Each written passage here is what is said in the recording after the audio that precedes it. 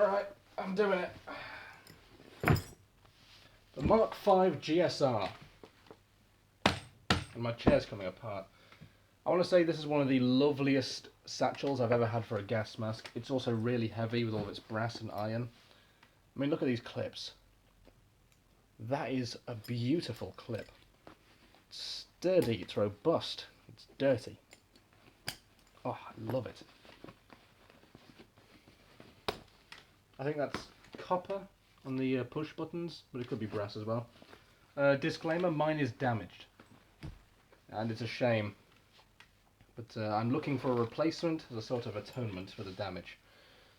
As you may notice, this is Comrade's mask in the Canon, with a really wrinkled up back part. Like I said, I am looking for a replacement to put in the bag.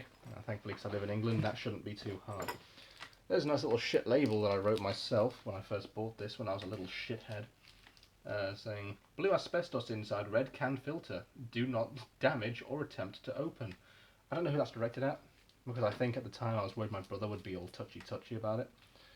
But, no, he held it once and he went, "Oh, get it away from me." So, nothing to worry about. Crunch. That's the stockinette. It is a shame it is in this condition, and I am so sorry that it's like that. For the record, all the parts that did come off of it are in the bag. So here you go, here's your Mark V GSI. It's heavy, it's weighty. Here's a little microphone port. URP, March 1942. The eyepieces do unscrew. I'm guessing that's in case it gets shattered, so you don't have to throw out the whole mask. You just place a new lens in there. Now, good luck getting it back in, Jack. Aha!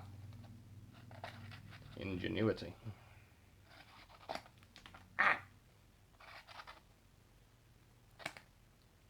Yes, I scream like a Skeksis. Iron and brass assembly, which is interesting. The usual crunchy type of thing here is kind of an elastic band this time around. At least it is on mine. 6-point elasticated head harness, traditional British style. It's kind of polished on the inside and dark fabric on the outside. My printing is near unseeable. Interestingly, you may be able to see there the two holes. Those are Tissot tubes. So I'm guessing we did take some inspiration from the French with their Tissot mask. Overall, if the Lags had had Tissot tubes, I think they would have been vastly superior. There isn't much to say about this, because what am I going to do? Right here, because it is damaged, I can do this. I can just direct that over there. I mean, you already know how it sounds if you watch the Comrade video, but here you go. Hopefully you'll be able to hear that if I cover the exhale thing. You may be able to notice, you hear me a hell of a lot less.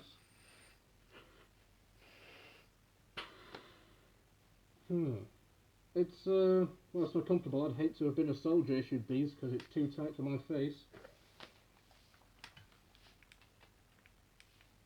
You can see on the metal tube here it says SR9, and then a 3, and then some other prints I can't see. And I can't read the brass on the valve holder at the front. I do love the look of these. They did wear these on the front cover of the My Bloody Valentine remake, because film directors don't know how gas masks work, and you can't just interchange any of them. Why would miners use a British World War II mask?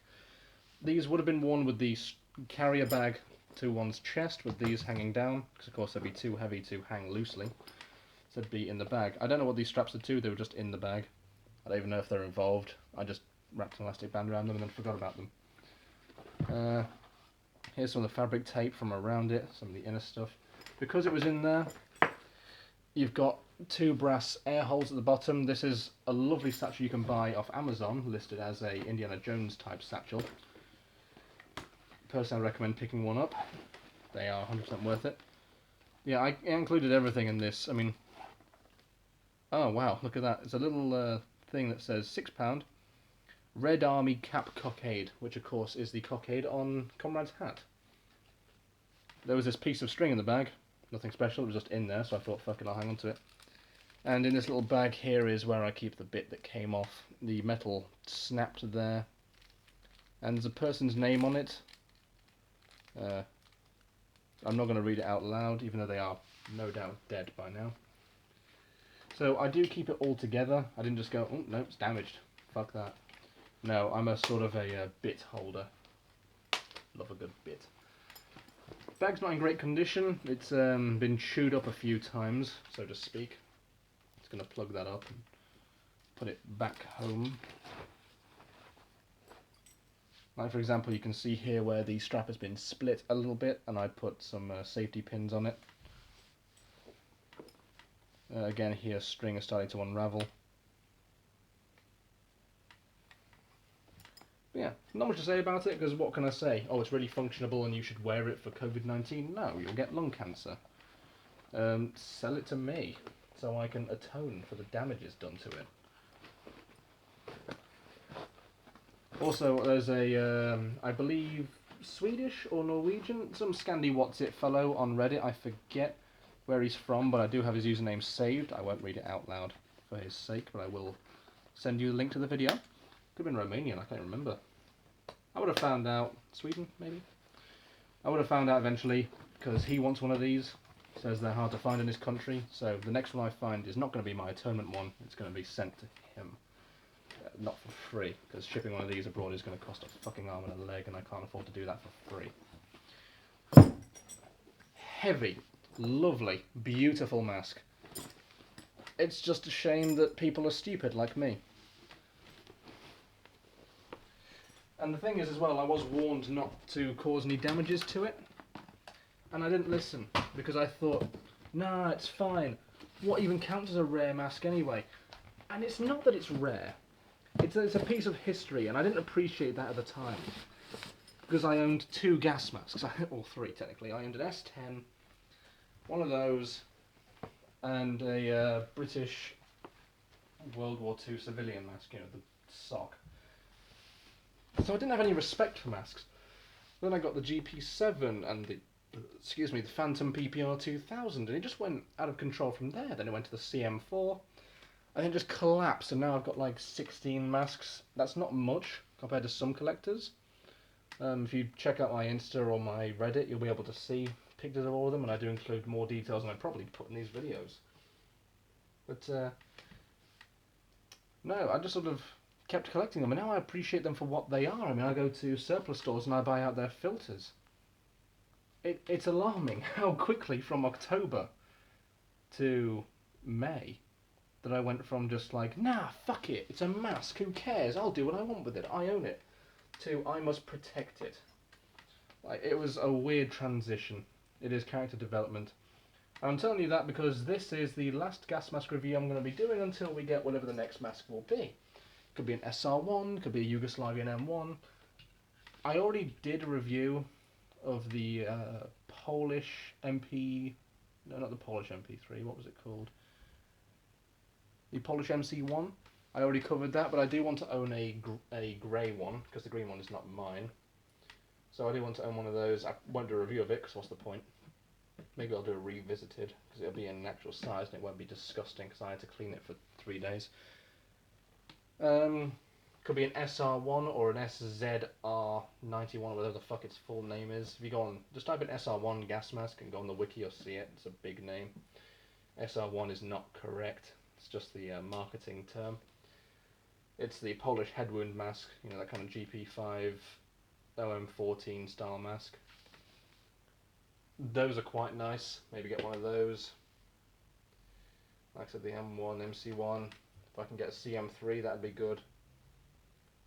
There's a lot of masks out there to touch upon. So, I hope you've enjoyed the series so far. Oh, also a PG1 Bulgarian, if they're still around on the market. Or a... I do want a PBF, but it's a shame because asbestos filters, and of course that's not a problem for most gas masks, but it's a cheek filter mask, see, and you can't just replace a cheek filter mask from any other mask. Like, I'm sure maybe the MP4 Bulldog filter would fit a PD1 from Bulgaria, but I can't confirm it because I don't own an MP4. Maybe I own an MP4. Yeah, the MP4 and the PBF, Check M10 I don't give a shit about, I'll get to it one day. They're not rare, they're just rare at the moment because of fucking that thing that's happening. PBF would be lovely because it looks fucking excellent. Like, it really is a delightful design. But yeah, no filters for it, and you can't screw them on because they're cheek filters. Shame. Would love an MM1 or an MM1B, but good luck getting one of those in a size 4. And that's it. That's a wrap. That's every gas mask that I've done. I'm not going to do accessories. Here you go. This is a FM12 filter apparently. It's unopened. It's from 2014. And that's it. I've got nothing else to talk about.